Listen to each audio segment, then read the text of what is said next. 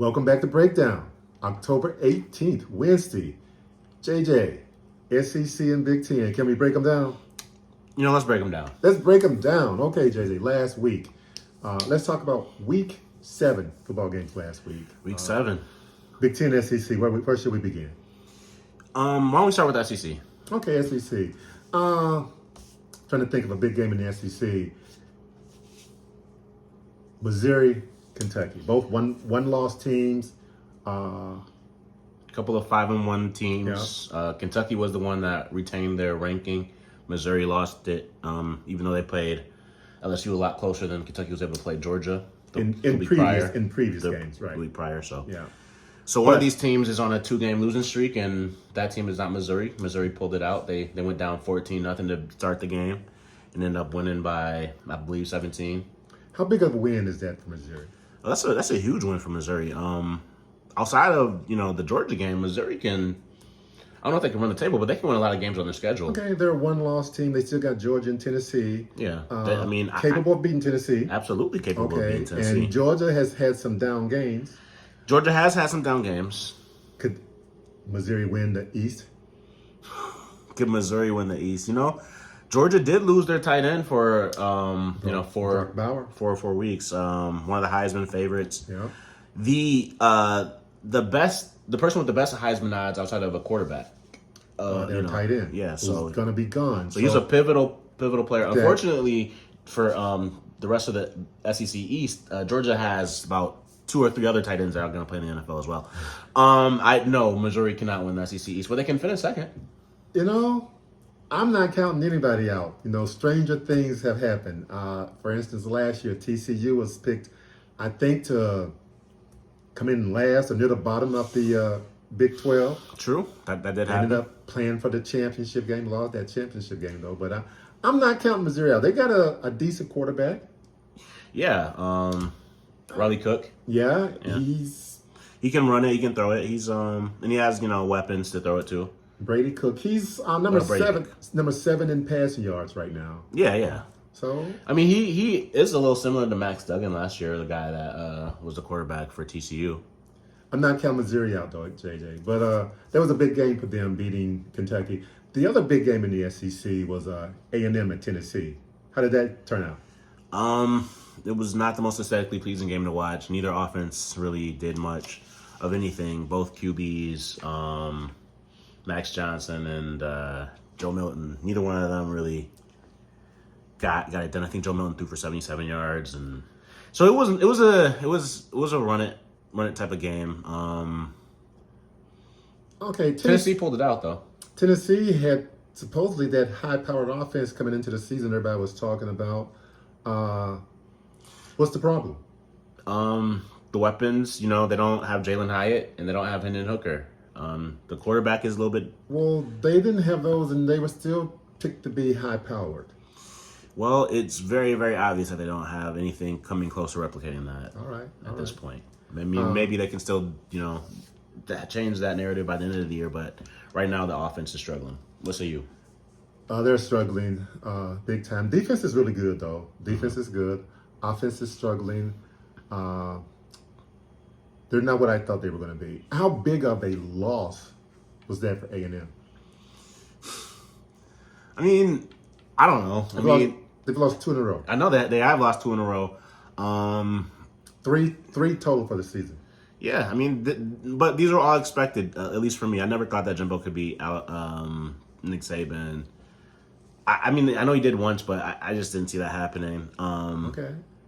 So, he's Jimbo. He's getting paid a lot more money than Kevin Sumlin to honestly perform worse than Kevin Sumlin.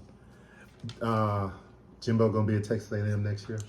He's getting paid a lot of money. So whether he's at Texas A&M next year, he's gonna get paid a lot. Yeah, he's gonna get paid a lot of money. Okay. I think they could afford to buy them out, but I'm not sure if there's unless Urban Meyer or somebody like that's gonna be willing to go there. I don't know if there's a candidate out there. But JJ, before we go to the Big Ten, let's talk about this week's SEC games, key games. And in my mind, there's only one real game in the SEC this week, and that's going to be Tennessee at Alabama. We just got through saying Tennessee pulled it out against A&M, even though their offense didn't shine bright with Bobby Petrino there. Give me your breakdown of Tennessee and Alabama. Yeah, I mean, so they're kind of mirror images of one another. Joe Milton and Jalen Milroe both can throw it deep, but struggle in the mid-range game. Their offenses, they can both run a little bit. Jalen Milroe's a better runner than Joe Milton is. For that reason, and for the fact that it's at home at Alabama, and Alabama's defense is so dominant this year, I'm going to pick Alabama to cover the 6.5 points. What about you? Hey, I go with Alabama, man. I really think they should cover those really easily. Although they struggled with Arkansas, they did not cover the 21 points against Arkansas. They won by 3. Yeah. But that was at home as well. Alabama was at home. Yeah. I don't think Alabama will lay an egg twice in a row at home offensively.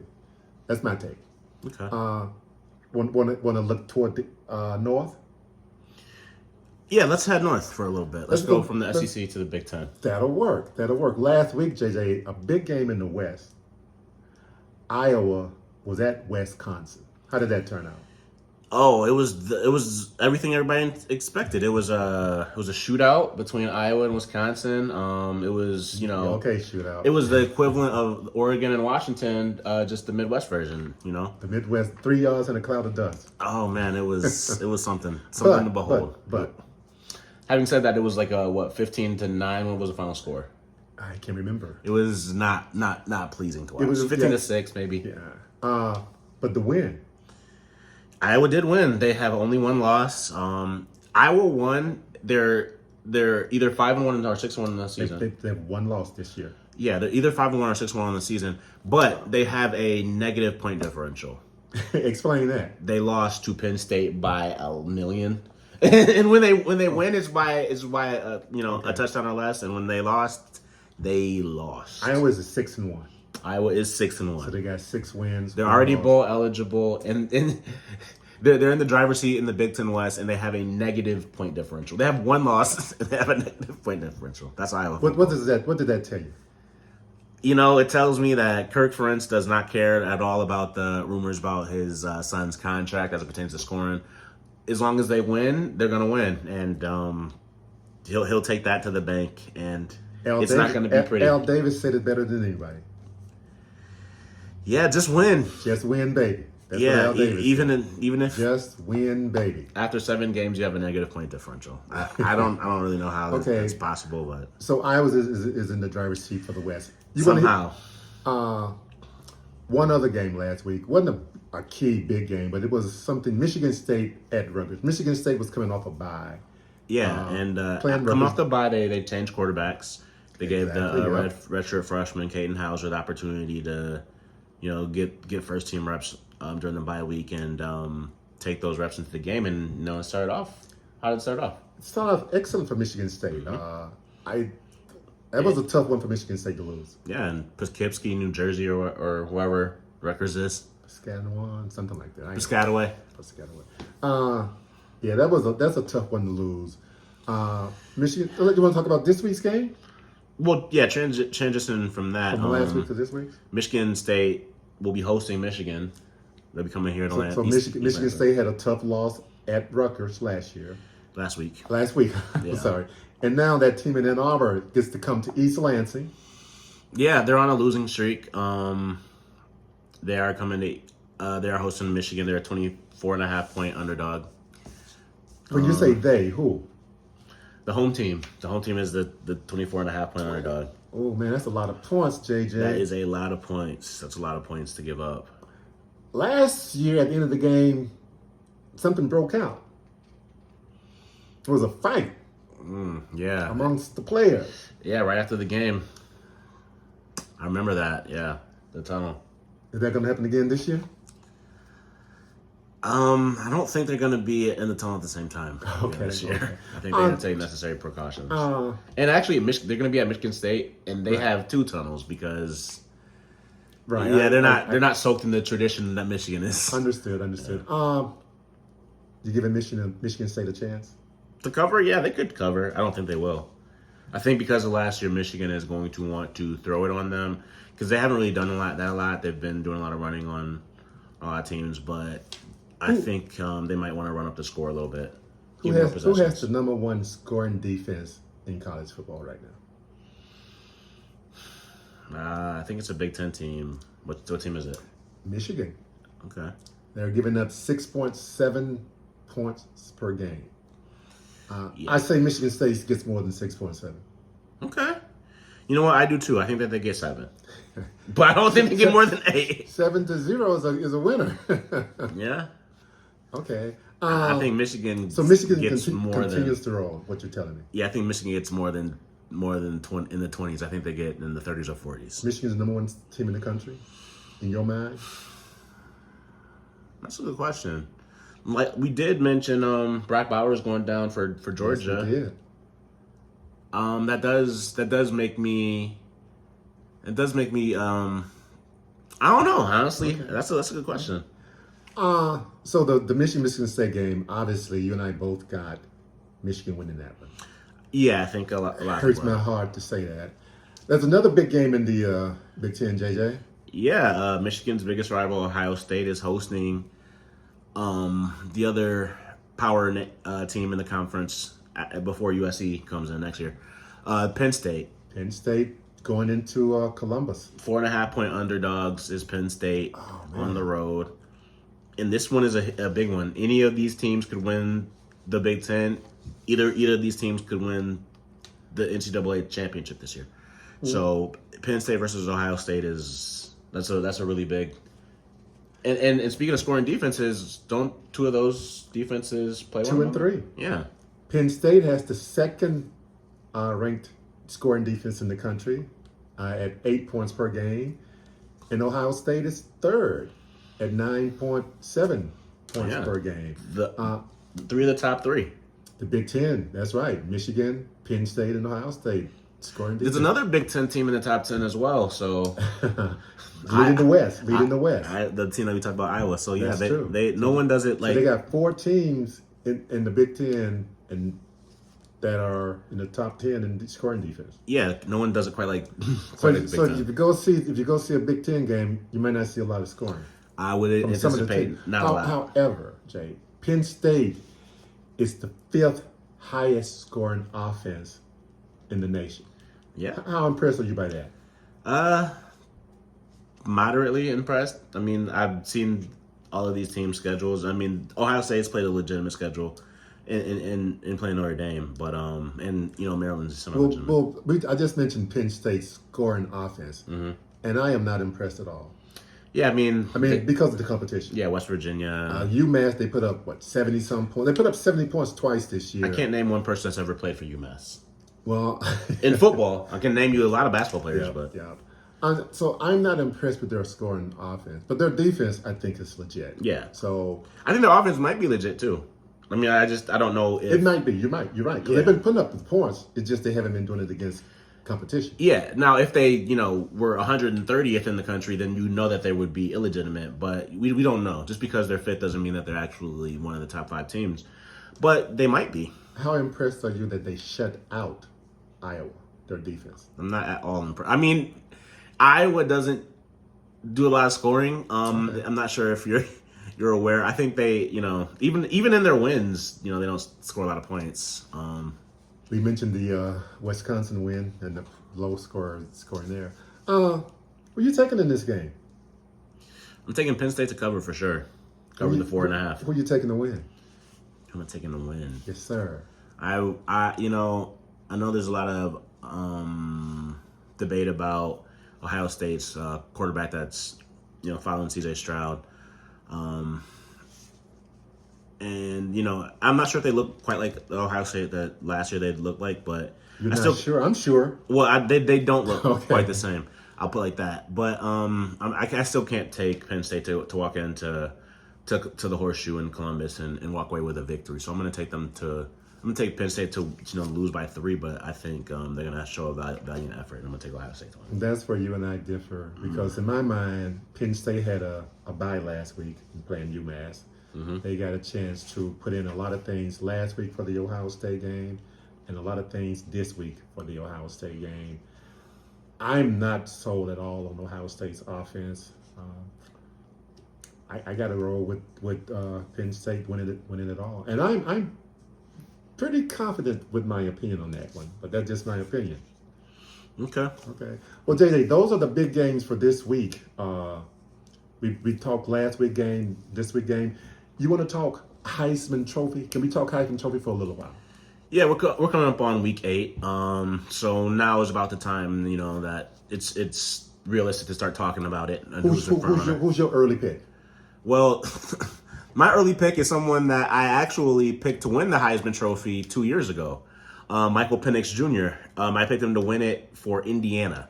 Okay. And he had a very bad year and ended up fouling his injury. Yeah, he got injured again.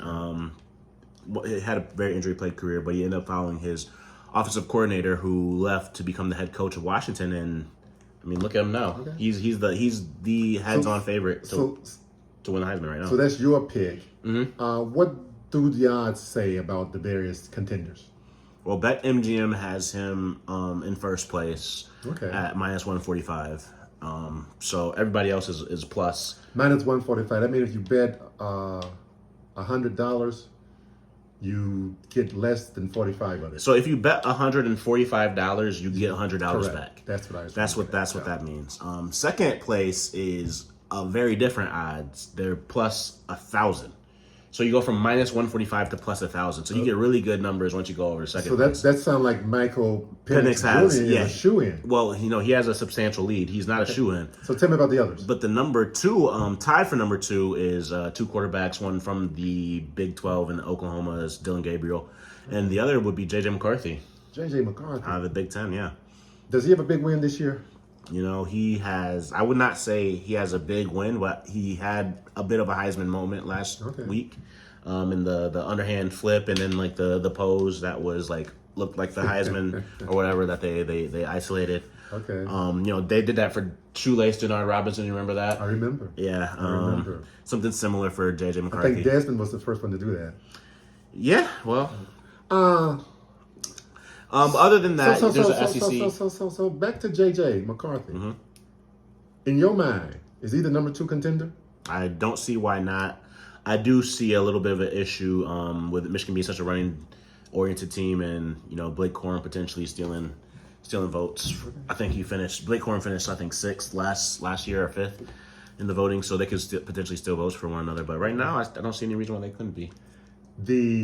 Who's the highest-rated SEC candidate for the Heisman? That'll be Jaden Daniels, the 2-loss LSU Tigers. Okay. He's a little bit higher than Carson Beck, who is, Jaden Daniels is plus 1,300, and Carson Beck is plus 3,000.